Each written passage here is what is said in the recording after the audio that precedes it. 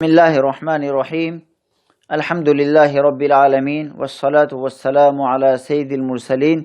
سیدنا محمد وعلی آلہ واصحابہ واتباعہ الی یوم الدین اما بعد۔ تمام تعریفیں اللہ رب العزت کے لیے ہیں جو تمام جہانوں کا پروردگار ہے،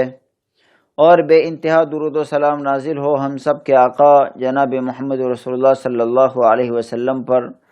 آپ کے صحابہ کرام، تابعین اعظام، تبع تابعین پر، اور قیامت تک آنے والے تمام مؤمنین صالحین پر۔ محترم سامعین و ناظرین، نبی اکرم صلی اللہ علیہ وسلم کے بارے میں اللہ رب العزت فرماتے ہیں فَبِمَا رَحْمَةٍ مِّنَ اللَّهِ لِنْتَ لَهُمْ، اللہ تعالیٰ کی رحمت سے آپ جو ہے صحابہ کرام کے لیے بہت زیادہ نرم ہیں۔ وَلَوْ كُنْتَ فَظًّا غَلِيظَ الْقَلْبِ، لیکن اگر آپ سخت زبان ہوتے، آپ سخت دل ہوتے، لَانْفَضُّوا مِنْ حَوْلِكَ، تو وہ آپ کے پاس سے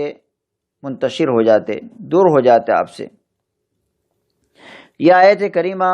نبی اکرم صلی اللہ علیہ وسلم نے جس وقت احد کے مقام پر 50 تیر اندازوں کو مقرر کیا تھا، چھوٹی سی پہاڑی پر، جبل الرمات کہتے ہیں اس کو،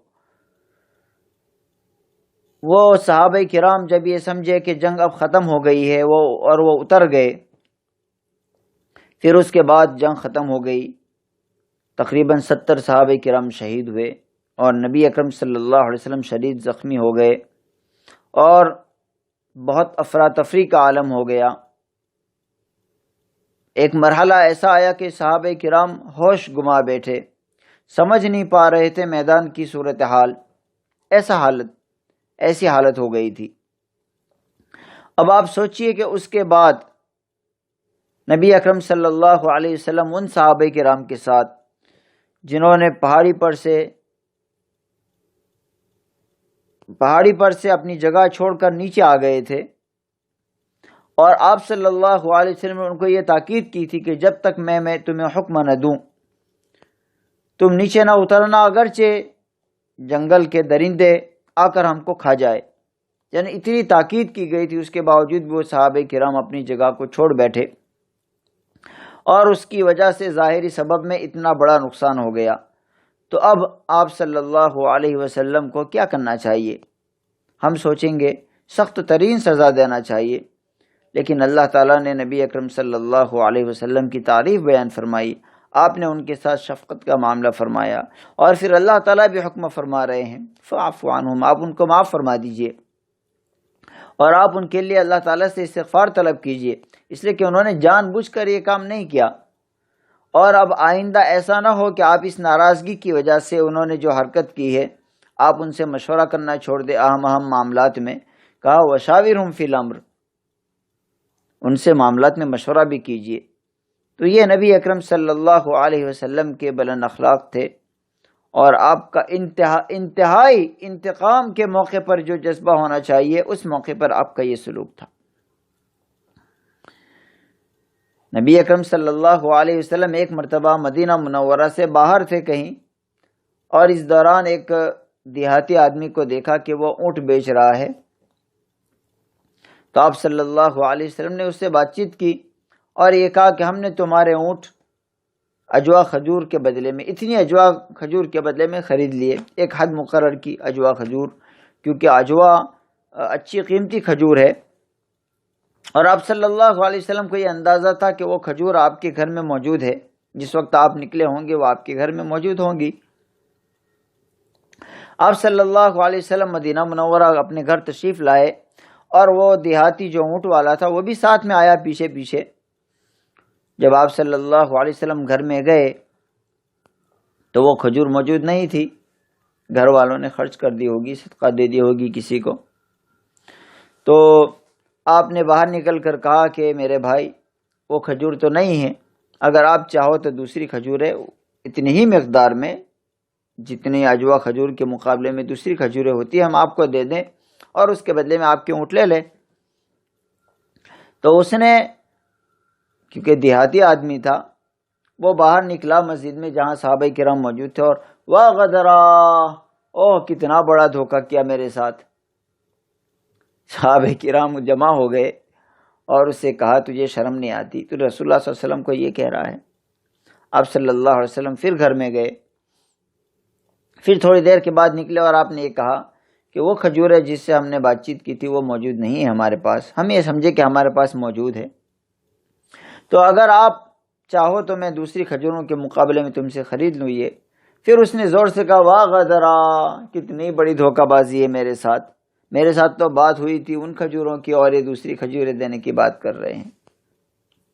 پھر صحابہ کرام ناراض ہوئے۔ نبی کریم صلی اللہ علیہ وسلم نے فرمایا اس کو اس کے حال پر چھوڑ دو، ان لصاحب الحق مقالا، یعنی یہ صاحب حق ہے، میں نے اس سے جو بات کی تھی وہ کھجوریں میرے پاس اب نہیں ہے، میری کمزوری ہے، تو اس کو بات کرنے دو، اس کو بات کرنے کا حق ہے۔ آپ صلی اللہ علیہ وسلم کتنے وسیع اور کشادہ سینے والے تھے۔ پھر تھوڑی دیر کے بعد آپ نے یہ کہا، پھر اس نے وہی جملے استعمال کیے، تو آپ صلی اللہ علیہ وسلم نے کسی صحابی کو کہا کہ جاؤ خویلہ بنت حکیم کے پاس اور ان سے پوچھو کہ ان کے پاس عجوہ کھجوریں ہیں۔ چنانچہ وہاں سے جواب آیا کہ جی موجود ہے۔ تو رسول اکرم صلی اللہ علیہ وسلم اس دیہاتی کو بھیجا اور یہ بھی کہا کہ کچھ زائد کھجوریں بھی دے دینا اس کو۔ چنانچہ وہ کھجوریں لے کر آئے اور کہا کہ آپ تو بہت اچھے آدمی ہیں اور آپ جب دیتے ہیں تو بہت پورا دیتے ہیں اور اچھی طرح سے دیتے ہیں، اور آپ کی تعریف کرنے لگا۔ آپ صلی اللہ علیہ وسلم اس وقت صحابہ کرام کے درمیان موجود تھے، تو آپ صلی اللہ علیہ وسلم نے اس سے کہا اب تم خوش ہو گئے؟ کہا جی ہاں اب میں خوش ہو گیا ہوں۔ تو یہ رسول اکرم صلی اللہ علیہ وسلم کا سلوک تھا ان لوگوں کے ساتھ جو آپ کے خلاف بات کرتے تھے۔ ایک صحابی ہے جو پہلے یہودی تھے اور یہودیوں کے بڑے عالم تھے، زید بن سونا ان کا نام ہے۔ وہ فرماتے ہیں خود اپنا واقعہ، ایک مرتبہ رسول اکرم صلی اللہ علیہ وسلم اپنے حجرے سے حضرت علی رضی اللہ عنہ کے ساتھ نکلے باہر، اور اسی درمیان اور صحابہ کرام بھی آپ کے ساتھ ہو گئے۔ ایک دیہاتی آدمی آیا اور آ کر آپ صلی اللہ علیہ وسلم سے سوال کیا کہ میرے علاقے میں بہت زیادہ قحط سالی ہے، میرے خاندان قبیلے کے لوگ قحط سالی کا شکار تھے۔ میں نے ان سے کہا کہ اگر تم اسلام قبول کر لو گے، اللہ تعالیٰ کا دین قبول کر لو گے تو اللہ تعالیٰ بارش برسائے گا، رزق وسیع کر دے گا، لیکن اب ایسا ہوا نہیں۔ تو اے اللہ کے رسول صلی اللہ علیہ وسلم، مجھے یہ خطرہ ہے کہ جس طرح وہ ایک حرص اور لالچ کی وجہ سے اسلام میں داخل ہوئے ہیں، اسی لالچ اور حرص کی وجہ سے اسلام سے نکل جائیں گے۔ وہ یہ کہیں گے کہ بارش تو ہوئی نہیں، ہو سکتا ہے ہمارے خدا ہم سے ناراض ہو گئے اس لیے نہیں ہوئی، تو آپ مجھے کچھ مدد فرمائیے، میں ان کی کچھ مدد کروں تاکہ وہ ان کے ایمان کو ثابت قدم رکھ سکوں۔ رسول اکرم صلی اللہ علیہ وسلم نے اپنے بازو والے ساتھی حضرت زید بن سونا فرماتے ہیں جہاں تک میرا گمان ہے شاید وہ حضرت عمر رضی اللہ عنہ تھے، ان کی طرف دیکھا گویا کہ کیا کچھ ہے، تو حضرت عمر نے فرمایا نہیں ہے۔ میں اس وقت اپنے کچھ ساتھیوں کے ساتھ وہاں سے گزر رہا تھا اور یہ پوری بات چیت میں سن رہا تھا۔ چنانچہ میں نے حضرت رسول اکرم صلی اللہ علیہ وسلم کے پاس قریب ہو اور کہا اے محمد، اگر آپ چاہو تو میں فلانے باغ کی فلانی کھجوروں کے مقابلے میں تمہیں کچھ پیسے دے سکتا ہوں۔ تو آپ صلی اللہ علیہ وسلم نے فرمایا کہ باغ کی تعین نہ کرو،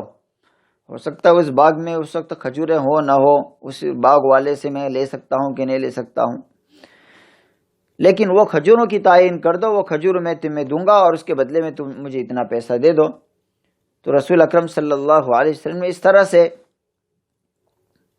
اس سے تجارت کر لی اور پیسے لے لیے۔ اب کیا ہوا،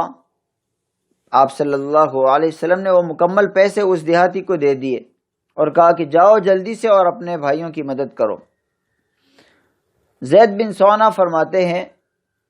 کہ میں ابھی وقت ختم نہیں ہوا تھا، اس سے 2-3 دن پہلے گیا اور رسول اکرم صلی اللہ علیہ وسلم کا قمیص پکڑ کر میں نے یہ کہا کہ ابھی تک آپ نے وہ میرے کھجوریں واپس نہیں کی ہے، تو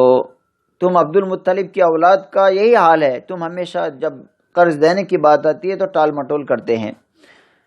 نبی اکرم صلی اللہ علیہ وسلم کے ساتھ حضرت عمر موجود تھے، ان کا چہرہ متغیر ہو گیا اور وہ آپ صلی اللہ علیہ وسلم کی رضامندی کے طالب تھے کہ آپ اجازت دے تو میں کچھ کہوں۔ پھر میں نے جب اس نے زیادہ سختی کیا، جب میں نے، زید بن ثعانہ فرماتے ہیں، تو حضرت عمر نے کہا کہ تمہیں شرم نہیں آتی، تم رسول اکرم صلی اللہ علیہ وسلم کے ساتھ ایسی سختی سے بات کرتے ہو؟ تو رسول اکرم صلی اللہ علیہ وسلم نے فرمایا، عمر تمہیں چاہیے تھا کہ تم مجھے یہ کہتے کہ آپ اس کا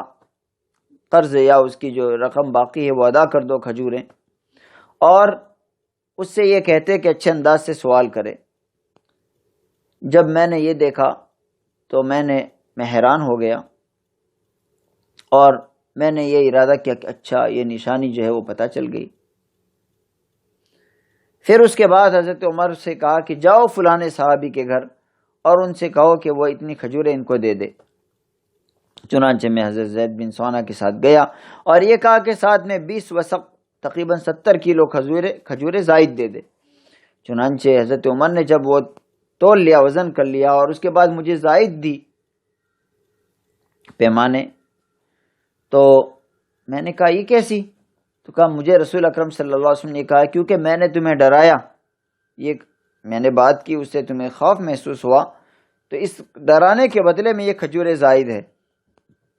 چنانچہ حضرت زید بن ثعانہ فرماتے ہیں، اشہد ان لا الہ الا اللہ واشہد ان محمدًا عبدہ ورسولہ، کہ واللہ میں تو عمر یہ جاننا چاہتا تھا کہ کیا یہ اللہ کے رسول ہے۔ میں نے نبی کریم صلی اللہ علیہ وسلم کی آخری نبی کی کچھ علامتیں پڑھی تھی، اس میں ایک علامت تھی کہ نبی میں بردباری ہوتی ہے، اور دوسری علامت یہ ہے کہ جتنا زیادہ جاہرانہ برتاؤ نبی کے ساتھ کیا جائے گا وہ اتنا ہی زیادہ نرم دل ہو جائے گا۔ چنانچہ یہ دونوں علامتیں میں نے نبی اکرم صلی اللہ علیہ وسلم میں دیکھ لی ہے، تم گواہ رہو کہ میرا آدھا مال جو ہے وہ رسول اکرم صلی اللہ علیہ وسلم کی امت کے لیے وقف ہے۔ حضرت عمر نے مجھے کہا پوری امت کو تو تم نہیں پہنچا سکتے، کہو کچھ امت کے لیے وقف ہے، امت کے ایک حصے کے لیے وقف ہے۔ چنانچہ میں حضرت عمر کے ساتھ دوبارہ نبی اکرم صلی اللہ علیہ وسلم کی مجلس میں آیا اور آپ کے سامنے گواہی دی، اسلام قبول کیا اور وہ مال وقف کر دیا۔ تو یہ نبی اکرم صلی اللہ علیہ وسلم تھے، یہ ہمارے نبی تھے۔ دشمن جو ہے وہ جھنجھلاہٹ کا شکار ہے، اس کو نبی اکرم صلی اللہ علیہ وسلم کی بلند اخلاق، آپ کو معلوم ہے اس کے ملک کی ایک راہبہ نے اسلام قبول کر لیا اور اس کے سامنے اسلام پیش کیا، تو اسلام کی یہ خوبیاں ان کو پسند نہیں ہیں۔ نبی اکرم صلی اللہ علیہ وسلم سے پتہ نہیں کیا بغض ہے۔ بہرحال حق اور باطل کا مقابلہ تو قیامت تک جاری رہے گا، اور رسول اکرم صلی اللہ علیہ وسلم کے دشمن بھی قیامت تک کے لیے رہیں گے۔